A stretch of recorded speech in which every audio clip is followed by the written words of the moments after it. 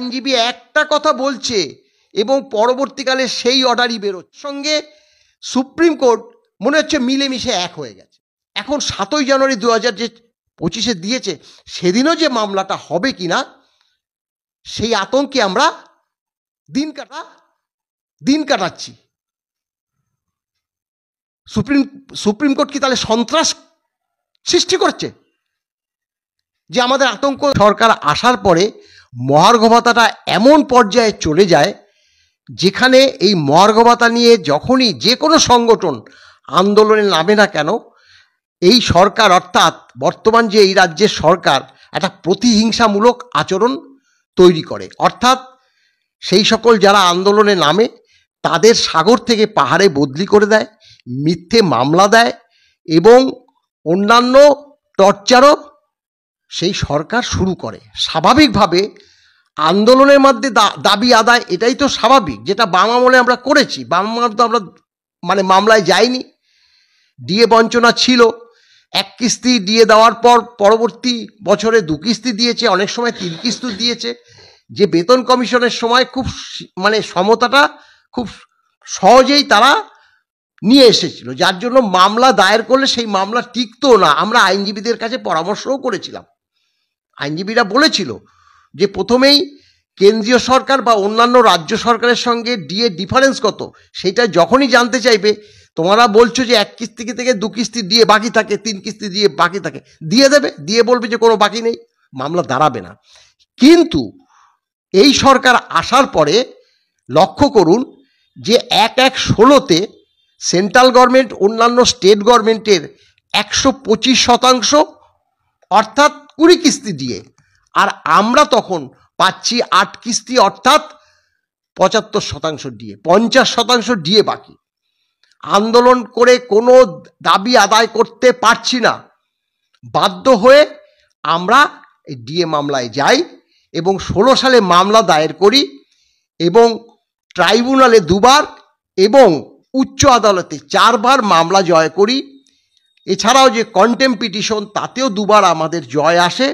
কিন্তু সরকার নাছোড়বান্দা ডিএ না দিয়ে তারা স্পেশাল লিভ পিটিশন দায়ের করে সুপ্রিম কোর্টে।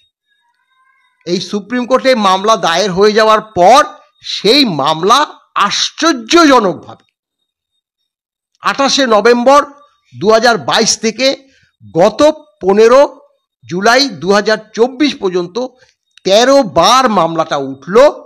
কিন্তু আগে আমরা দেখতাম বারবার বিচারকরা বলতো যে পূর্ণাঙ্গ শুনানির দরকার আছে, বিস্তৃত শুনানির দরকার আছে।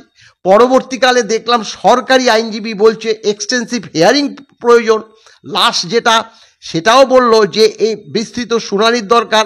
এবং আমাদের অর্থাৎ আমাদের যে আইনজীবীরা তারা বারংবার আবেদন জানাচ্ছে যে আমাদের মুখ থেকে এই মামলার বিস্তারিত কিছুটা অংশ শুনুন, কারণ আমরা এর আগে যে মহামান্য যে বিচারক দীনেশ মাহেশ্বরী তিনি তো শর্ট নোট চেয়েছিলেন, আমরা সেই শর্ট নোট দিয়েছি, সেই ভিত্তিতে আমাদের কিছুটা পার্ট শোনা হোক।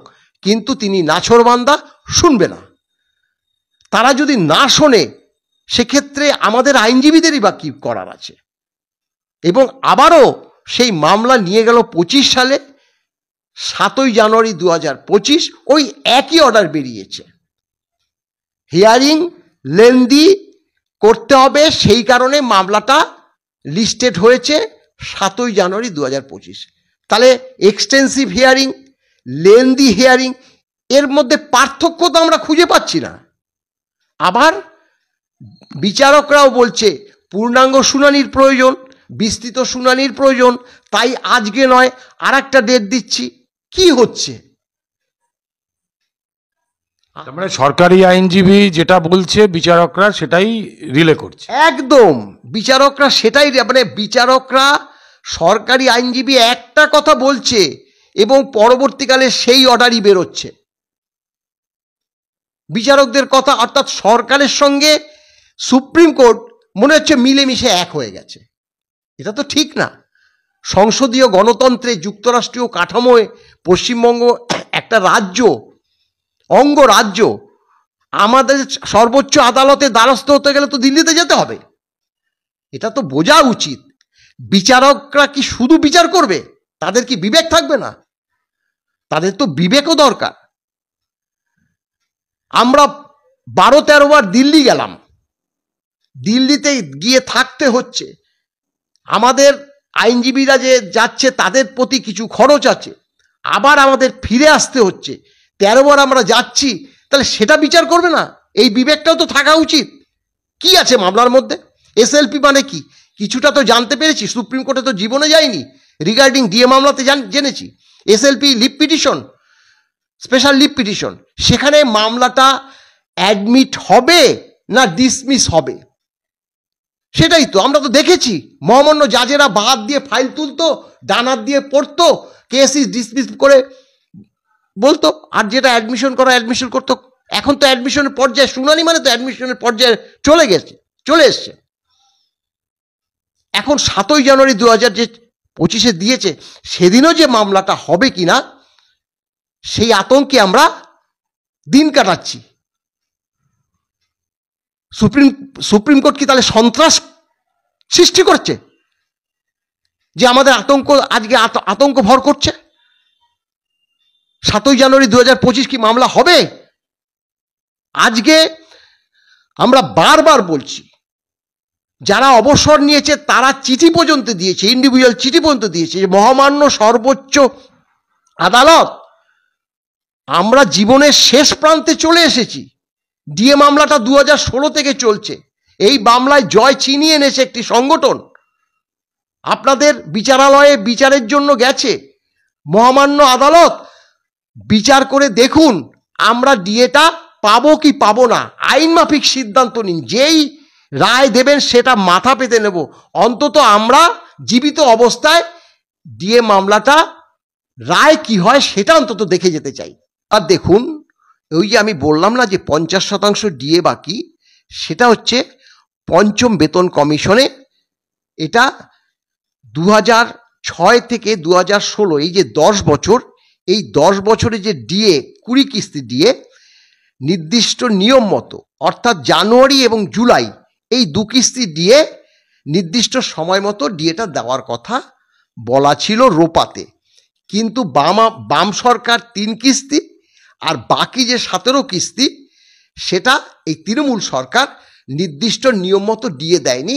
আমাদের বকেয়া, মানে ধরুন কোনো সময় 18 মাস, কোনো সময় 24 মাস, কোনো সময় 48 মাস, এইভাবে বকেয়া রেখে রেখে ডিএটা দিয়েছে।